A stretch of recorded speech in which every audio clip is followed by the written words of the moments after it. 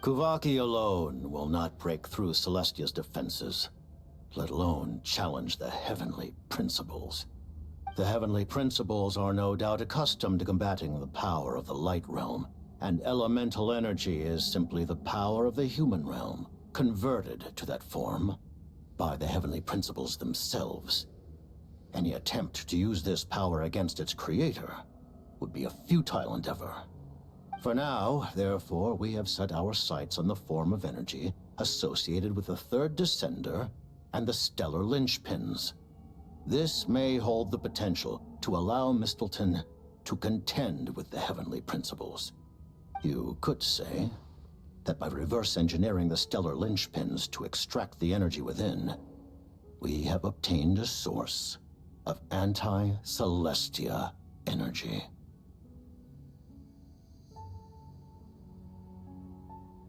The Kuvaki Experimental Design Bureau, Project Stuja, and the new energy experiments. Huh. So, Project Mistleton is what ties it all together. And it looks like your plan is almost complete. No wonder the Ruler of Death came after you.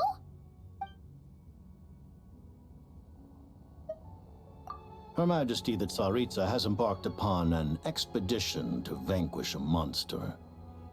Were it not for this, I imagine she would have been delighted to grant you an audience. Seems like the powers that be in Snezhnaya don't intend to hold my past conflicts with the Fatui against me. The Harbingers have been granted significant autonomy in retrieving the Gnosis. But by the same token, they do not completely represent Snezhnaya's official stance. You read my mind. Speaking of the Gnosis, Paimon's been dying to ask this question since forever. Why exactly does the Tsaritsa want to collect them? Is it something to do with the fight against the heavenly principles? The Gnosis will undoubtedly serve as a key bargaining chip when she confronts the heavenly principles. Beyond that, you had best ask the Tsaritsa herself. I am not sure if this information is mine to disclose. What do you mean, not sure? Don't you make the rules? You're the highest-ranking Harbinger! Ugh, never mind. Taking on the heavenly principles is something most people wouldn't even entertain in their wildest fantasies. Why is the Tsaritsa so fixated on this? Intervat today. Civilization is nothing but an illusion. Something whose very existence can be negated at any moment. Our civilization may very well be destroyed in the struggle, but as things stand, the heavenly principles could choose to negate our existence on a passing whim. And we must not sit back and accept that fate. Only by changing the state of affairs, only by overthrowing the heavenly principles, can our civilization truly be said to have taken root. Otherwise, the fate of the people of Conria and Hyperborea is a cycle doomed to repeat itself. Accepting potential destruction in return for getting to control your own fate. Furthermore, perhaps this is still somewhat difficult for you to understand. Are you aware that all the rules of this world are made up of curses? Huh? All of them? Paimon knows about the curse of death you mentioned, and the curse of immortality that you and Dainsleif have. Then the birth of the Hilichurls, the rules of Natlan's Ode of Resurrection. Those are curses too? Farina's long life seems to stem from a curse placed on her by Focalor as well. Yes. Even a god's love for humanity is a curse the heavenly principles inflicted upon the gods. What? The Tsaritsa has always had ample reason to hate the heavenly principles. If she can seize their authority, she will reconstruct the entire world, and when that time comes, humanity will be completely liberated from curses and lies. Look forward to it. It will be a world beyond your imagination.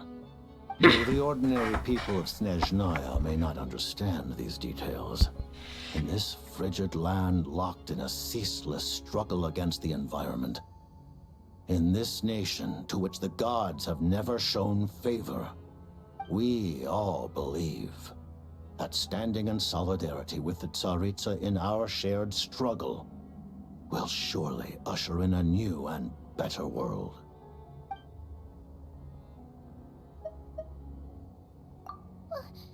Paimon really doesn't remember. He's basically a stranger. You gotta believe Paimon. Allow me to explain. The reason Paimon reacted to the anti-Celestia energy developed by the Armory Palace is because she comes from Celestia herself. More specifically, she is one of its creations. Paimon? A creation of Celestia? Oh, right. I was blinded by anger earlier, but thinking back on it, Renova also said that Paimon is a creation of Celestia. But she lacks Celestia's power or authority. As you know, the lunar fragments in Nodcry were pulled down from the sky using Fatui technology. But the first application of this technology was in Conria over 500 years ago. I used this technology upon the heavens, and the response I received was none other than Paimon descending from Celestia. I presented her to the Vinster King, but he took no interest in this gift, nor did it satisfy him. Paimon then took up temporary residence in my palace until, of course, the arrival of the Cataclysm. Wait, Paimon's a little confused. You're talking about things that happened in Conria 500 years ago. You're saying Paimon was there for that? But Paimon doesn't remember any of that. Falling from the sky? Being given away as a gift? None of it. Having lived through the Cataclysm, perhaps you too were burdened with some manner of curse. Although, losing your memories would indeed be the smallest price I've ever seen paid. But it's not just her memories from Conria. Paimon doesn't even know how she spent the last 500 years. She only has memories from the past few years. No matter how hard she tries to remember. What was Paimon like back in Conria? Did she know a whole lot because she came from Celestia? Was she super smart? Unfortunately, when you arrived in Conria, your consciousness was like that of a newborn infant. None could say what kind of being you once were in Celestia. During the time you lived in Conria, your personality was no different from how it is now.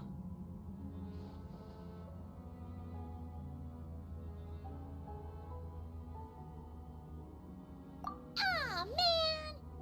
Paimon's plan to get her memories back and become super smart is ruined before it could even start. You know, even though Paimon lost her memories, she still feels weirdly close to you for some reason. That must mean you took pretty good care of Paimon back then, huh? On the contrary, I completely ignored your existence. I was entirely focused on my struggle against Thruptatir the Wise. But now, as I see it, it is as if you are the only sane thing that survived that era of insanity, and thus are worthy of protection. Noted. Man, Paimon's gotta stop projecting friendship on everyone she meets. But, Traveler?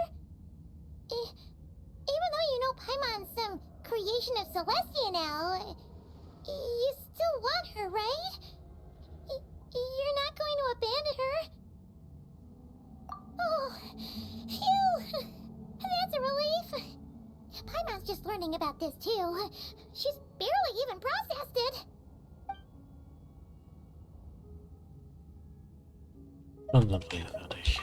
Thank you for telling me so much. I'm a bit surprised, honestly. I didn't expect you to be quite so transparent with me. Given the circumstances, the Fatui need not hide anything from our allies. Allies? To advance Project Mistleton, we must first resolve our issue with the Ruler of Death. And, if I presume correctly, you have no intention of letting her actions go unpunished either, do you? That's right. Ever since she said she intends to reclaim Paimon when we next meet, I figured reconciliation was out of the question. Against an opponent of this caliber, deliberating over our allegiances would waste time we do not have. We must join forces unreservedly with whomever we can, if we are to stand anything like a fighting chance. You're going to challenge the Ruler of Death? Just for Paimon? But Paimon's only... Thank you! Oh, thank you! Oh, gee! Now Paimon doesn't even know what to say! Anyway, Paimon's super touched! The Tsaritsa will return in triumph in short order, and the Fatui shall hold internal discussions regarding the enemy. The time for us to meet again will come very soon. Got it. Thanks for your help with Paimon. I'll be sure to look after her for you. There was just one other thing. Well, it's just a request, really. Paimon really wants to see what this Mistleton thingy you're gonna use against the Heavenly Principles looks like.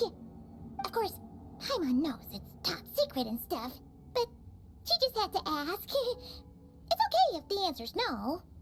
Certainly you may. Oh, for real?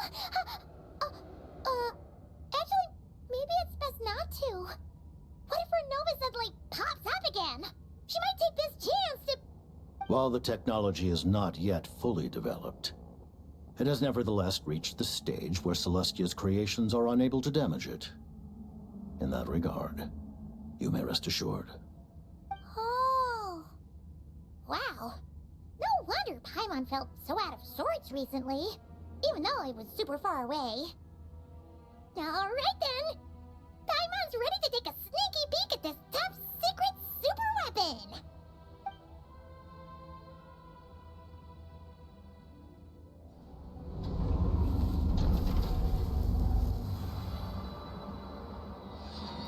Ja.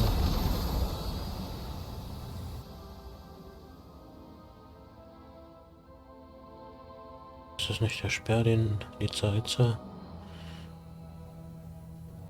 Oder was ähnliches zumindest.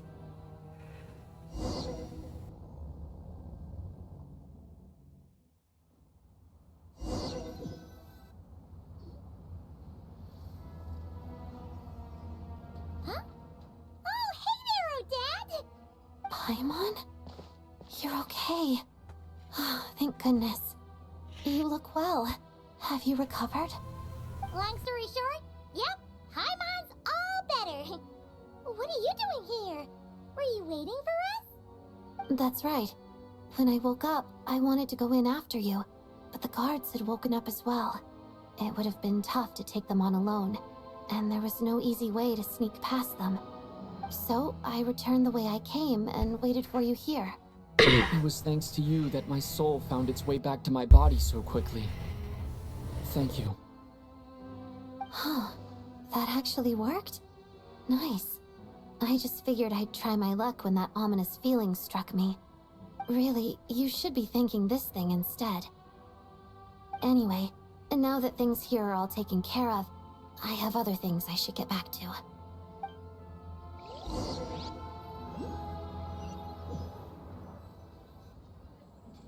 Ah, Director Chuganov, you're back. We just received notice that Project Stuja has been suspended, so we've convened an emergency meeting. This is the preliminary plan. In addition to expanding production capacity, we've also discussed feasible layoff plans to optimize revenue and expenditure structure. Our calculations indicate that the factory's profits will increase by at least 30%. Just give the word, Director.